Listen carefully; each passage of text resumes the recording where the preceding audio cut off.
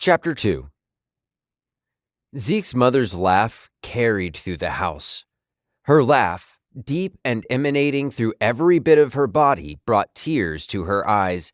Zeke and his brother smirked in fake embarrassment, glancing at their dad. "Don't look at me," David, their father, replied before taking a bite of apple pie. "Oh, he loves it," Sue said through her still continuing laughs. "I keep him young." "Where do you get these jokes?" Maverick shook his head, continuing the faux embarrassment. Though Maverick also had a soft smile on his face, Zeke felt slightly unsettled by it. There was a quiver on his lips, like that of a scared and crying child. Those lips were also pulled too tight for such a small smile, pulled with the tautness of something below the surface. The smile didn't extend to his eyes either. His eyes seemed almost hollow. They weren't really there. They were looking past everyone, with their emotions cold and fake. Combining that hollowness with the strange underlying tension Zeke had noted in Maverick's voice since he arrived, alarm bells were screeching through Zeke's head. For all intents and purposes, Maverick would seem normal to the casual observer, but for his younger brother, it was clear there was something on his mind that deeply concerned him. Zeke shifted involuntarily in his seat. "Everyone knows me as the joke lady, so whenever they see me, they tell me they're new ones. Then I tell everyone else. The other day, I was at the checkout in Walmart, and I told the cashier the one about the old couple and their broken hips during lovemaking." "Mom!" Zeke's faux embarrassment was quickly replaced by real embarrassment. "You told a random Walmart cashier that joke? Come on!" Though embarrassed, he couldn't help but laugh at the image of his 74-year-old mother telling that dirty joke to a random cashier. She got so excited every time she told a joke that the funniest part about them was often her own reaction to them. The image was priceless, but Zeke was glad he hadn't been there to witness it firsthand. "No, it was Julie. I always go there on Tuesdays, and she always works Tuesdays. She's my go-to cashier." "Let me guess," Maverick said as he stood from the table, picking up his emptied plate and beginning to gather the other dinnerware. "She knows everything about you, doesn't she?" Watching his brother move around the table, Zeke's palms grew sweaty, and he had to wipe them on his knees. Not only were Maverick's eyes hollow, so too were his movements, his arms and legs moving almost as if he were the Tin Man suffering a growing need for oil, and his back was hunched. Zeke almost felt sick seeing his brother like that. Sue looked slightly abashed. "Well, she did want me to wish you two a happy Thanksgiving." The brothers exchanged looks as they laughed, and though Maverick sounded to Zeke as if coming from someone else, they had all fallen into their typical banter. Everyone had retreated into their respective roles, even if something was clearly keeping Maverick's mind preoccupied. The brothers always gave their mom a hard time about her jokes and her incredible ability to make friends with anyone, anywhere, even a truck stop bathroom. If she ever got to telling that story, the listener had better be prepared for a 20-minute saga that included alligators, the pink Power Ranger, and, of course, an anonymous woman in the stall next to her who somehow Sue had become best friends with in a total of 30 seconds. However, no matter how hard a time they gave her, they wouldn't have changed a thing about her. Sue made sure to play along, knowing the entire time that they were just having fun, but that they did appreciate her jokes. In their family, she was the dad joke champion. "Do you want to hear another one?" She sat forward, giddy as a kid about to tell Santa what they want for Christmas. "Doesn't matter what we say," David replied through another bite of apple pie. "We all know damn well you're going to tell us anyway." "So why did the Scarecrow win an award?" "Who knows?" David smirked. "He was outstanding in his field." She barely made it through the final word before she started cracking up. Her utter delight in the joke spread to the other three, and there was no more fighting the laughter. It wasn't just the joke. It was everything. The joke, her reaction, the full-to-the-brim bellies, it was the whole moment, and for the first time that night, Zeke saw the old Maverick, the Maverick he had grown up with and knew. He saw his brother. Just as quickly as he had appeared, though, he disappeared again, being replaced by that worried and distracted imposter. Zeke continued watching his brother as he moved into the kitchen and filled the sink with the dishes. He stood there for a long moment, letting the easily noticeable facade fall. He stretched his arms out against the counter and his head dropped low. The concern in Zeke began to spike. He had never seen his brother in such a state. He'd seen his brother express nearly every emotion, but despair was a new one. Zeke watched as Maverick stood up straight. He took a breath as he stared out of the window above the sink, the golden hour glow reflecting on his face. Zeke looked away just before his brother turned to walk back to the dining room. He did his best to act as if he hadn't noticed his brother's strange behavior, but when Maverick sat down, Zeke couldn't stop himself from giving his brother a worried glance. They locked eyes, and Zeke, at that moment, knew for a fact that he had been right. There was absolutely something eating away at Maverick, something he wasn't telling them. The concern began causing Zeke to turn jittery, his foot rapidly bouncing under the table. Yes, something is wrong. Yes, I will tell you later. Please, God, no, do not ask anything in front of Mom and Dad. Maverick's eyes said everything, and turning away from each other, back to their parents in the evening, the brothers made sure to fall back into their roles as best they could. After another couple of hours at the table, talking about family and friends, updating each other on the current statuses of their lives, night had set in fully. Sue put on a fresh pot of coffee and joined the others in the living room, the TV flickering on to the Dallas Cowboys game. None of them were fans of the Cowboys, but it was a bit of a tradition to end the day with the evening football game. Cagney and Herman had enjoyed the day lounging in the sunroom, so Zeke called them into the main section of the house. When he grabbed their bowls off the table, the dogs knew instantly they were in for a serious treat. They were immediately whining with excitement. Herman sitting back with his front paws full up, Cagney sat with a whine and huff, following it up with a chorus of more whines. When he placed the bowls down, they went crazy. They each had their own sizable portion of dog-appropriate leftovers. Turkey, sweet potato fries, and a dollop of whipped cream on top. They ate like kings. By the time Zeke made it halfway across the room to one of the sofas, the dogs had each already made their way through half of their food. Zeke chuckled to himself as he watched the dogs swallow the delicacies without even considering the potential for savoring them. I swear, Sue said as she focused on the dogs, it's like you never feed them. Imagine every day you eat only McDonald's, Mom. You know, it's all right. It does the job, but then one day someone places a filet mignon in front of you. How long would you say it'd take before there was nothing left on your plate? Half a second. There was no hesitation in her response. She was so assured in her answer. Zeke laughed. Exactly.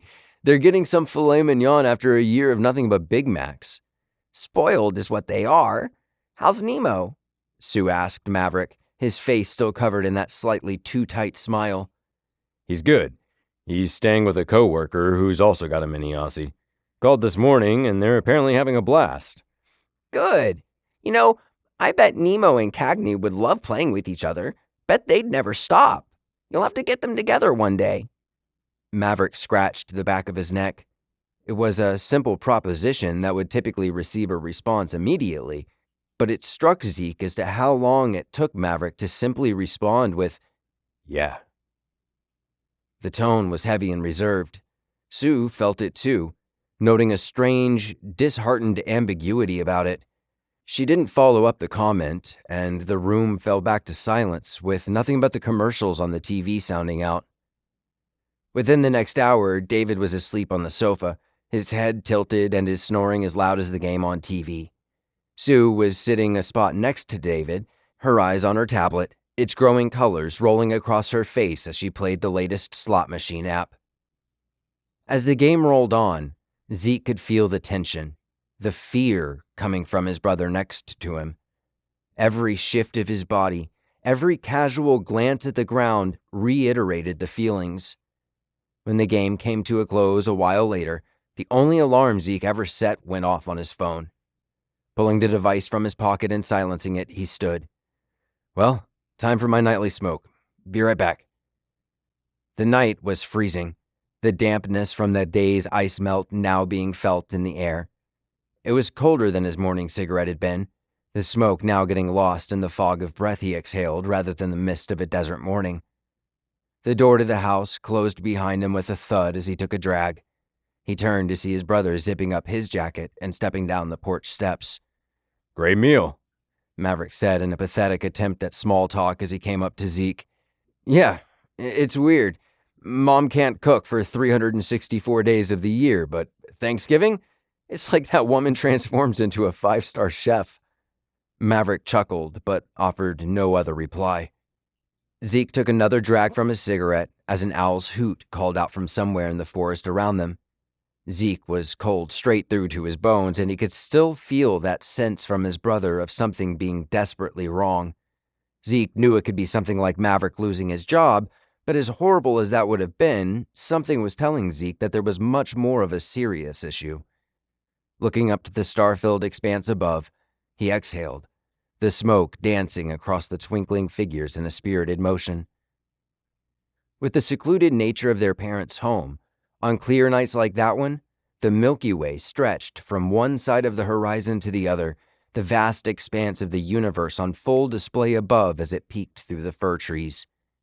Zeke stared at the expanse in pure awe. Remember when we were kids? Maverick said after several minutes of the two staring up at the sky together in silence. When Dad got that crappy telescope? I think it was those nights of watching the moon and the Orion Nebula with you two that caused me to be where I am. It wasn't even that long. We had that thing for what, maybe a month before that neighbor kid, I forget his name, accidentally broke it. But still, seeing the craters on the moon, the dust cloud of something not even a lifetime away, but the full existence of an entire species away, it changed me, if that makes sense. Zeke pondered for a moment, watching a satellite's solid reflection traverse the galaxy. Those were good nights, he said finally. I was always jealous of you after that, you know? Maverick broke his glance away from the sky to look disbelievingly at his brother. Zeke met his gaze, a reserved smile coming across his face. It's true. Those nights did the same for me. After seeing the moon like that, I wanted so badly to be an astronaut. I mean, to this day, the one thing I'd want to do in life if I could do nothing else would be to watch the sunrise from another planet. But for me, I knew I couldn't pursue a career in anything space-related. The math was always easy for you. For me, I grasped the concepts fine, but I couldn't put together an equation to save my life. The numbers never made sense to me like they did for you. It isn't all it's cracked up to be. Zeke was surprised at the authenticity of the statement. Yeah, I'm sure it's so much worse than, oh, I'm sorry we messed up something on your account. Let me connect you with the team that can actually do something for you. The two gave each other slight smirks before turning their gaze back up to the pin-pricked sky above. I didn't tell Mom and Dad, but I actually got transferred at work. Zeke shifted, finding himself hoping that Maverick's work really had been the cause of his demeanor after all. Really? Is that good or bad? Both. I'm heading up a team in Massachusetts now. NASA and MIT are partnering, and I'm heading up the team. That sounds really good, actually. Yeah. That wasn't the problem, Zeke realized. There was still something deeper that was eating away at his brother. What's it for?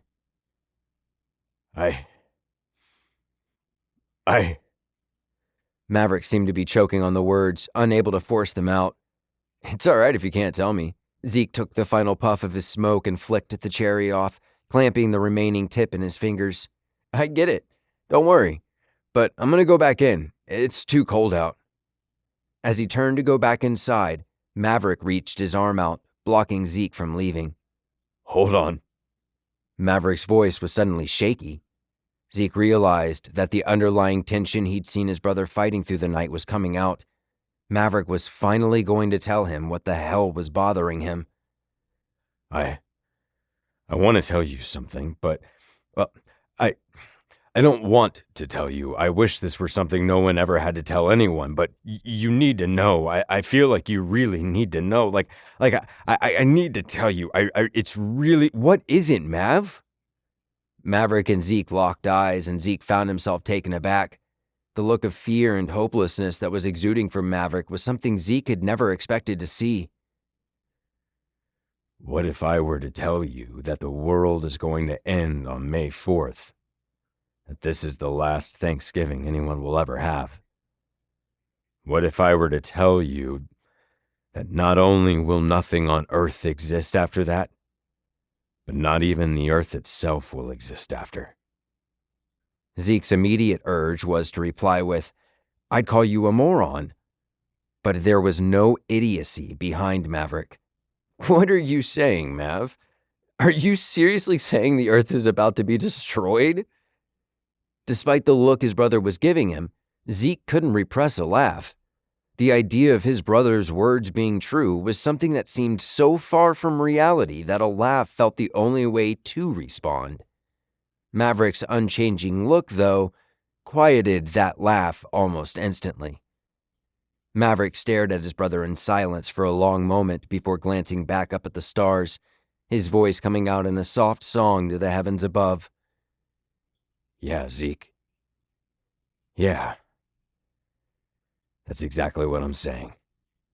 Maverick looked back at his brother, clearly fighting a deluge of tears as they locked eyes. In 6 months, there will be no planet Earth.